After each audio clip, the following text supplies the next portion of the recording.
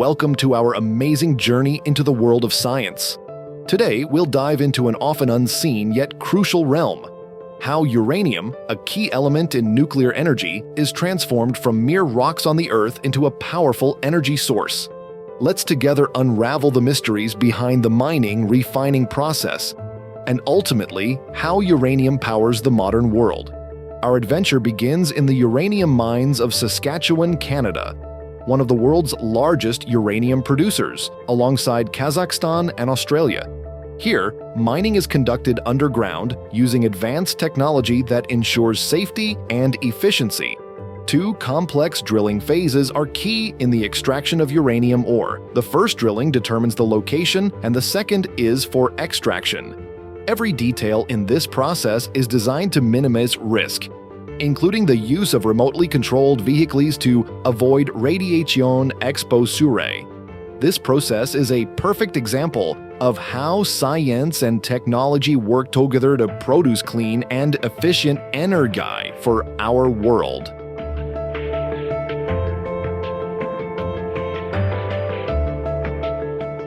Now, we've arrived at the Saskatchewan uranium mine in Canada.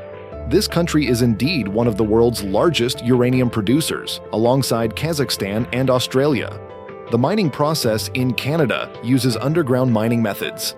This is done using two drilling phases. The first drilling is to determine the location of the uranium ore, using a special drill machine controlled by advanced machinery. For every 1.5 meters the drill bit penetrates, its length is continuously extended until it reaches the uranium ore. Typically, this first phase of excavation takes up to 8 days. After finding the uranium ore, the second extraction phase begins. This drilling is uniquely done by utilizing two large tunnels. The drill bit is pulled upwards, causing the uranium ore to fall. The ore is then collected using remotely controlled transport vehicles. We all know how dangerous uranium radiation can be to humans, so close contact is not allowed. The Canadian mining method is one of three possible mining methods. The others are open pit mining, as practiced at Freeport, and in situ mining, which uses suction wells to extract uranium. However, despite the variety of mining methods, uranium mining sites remain scarce. Therefore, uranium's contribution to nuclear power generation accounts for only 18.9% of the world's total electricity. Currently, the world still largely relies on fossil fuels, which account for 61% of energy use.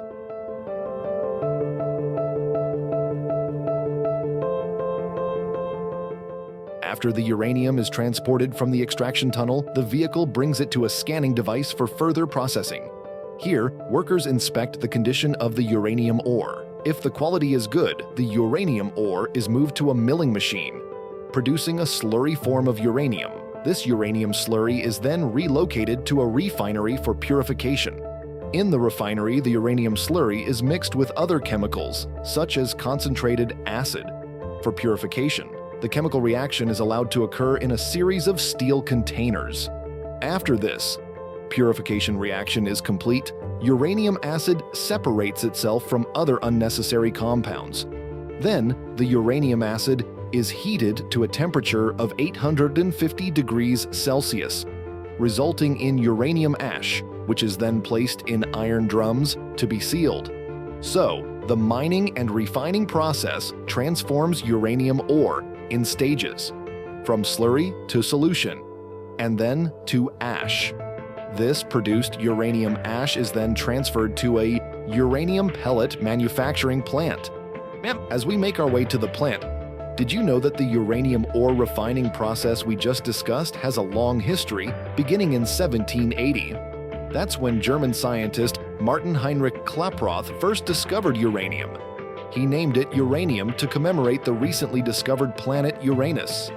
This discovery by Martin was later advanced in 1841 by Eugene Melchior Pelagot, who successfully refined uranium for the first time. Then in 1934, Enrico Fermi provided new knowledge to the world through his discovery of electrical emissions from uranium. These three individuals laid the foundation for nuclear power generation.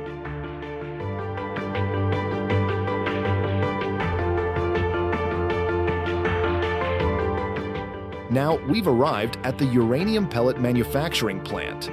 The uranium ash brought here is mixed, again with acid, to return it to a solution form. Then, this solution is tested for viability by the company's quality control to determine the uranium's quality. If it's deemed satisfactory, the uranium is then solidified using other chemicals to convert uranium trioxide into uranium dioxide, the raw material for pellets. The uranium dioxide that has been produced is like fine sand. This uranium dioxide is then pressed using a special machine to create pellets. These pellets are then fired for 24 hours to make them more robust, resulting in uranium pellets like these. Despite their tiny size, the electricity generated by these pellets is equivalent to 1 ton of coal. In household use, one small pellet can generate electricity for one house for 4 months with 24-hour non-stop usage. This is the true definition of small but mighty. After that, these uranium pellets are packed into small rods. Each small rod will then be combined with 36 other rods to form a nuclear fuel bundle.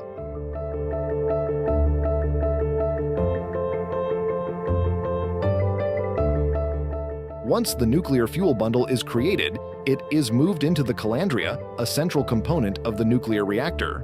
One calandria can hold up to 6,240 nuclear fuel bundles. Once the calandria is full, it is submerged in heavy water to start the reactor. When the reactor is activated, a nuclear fission reaction occurs. This reaction triggers the continuous splitting of uranium atom nuclei. This atomic breakdown generates particle collisions and heat. The generated heat is then channeled into a steam engine, which in turn rotates an electromagnetic turbine generator. Each rotation of this turbine generates electricity, which is distributed to various places. And that is the long process of how uranium is transformed into electricity, starting from mining. Currently, there are about 441 operating nuclear power plants worldwide.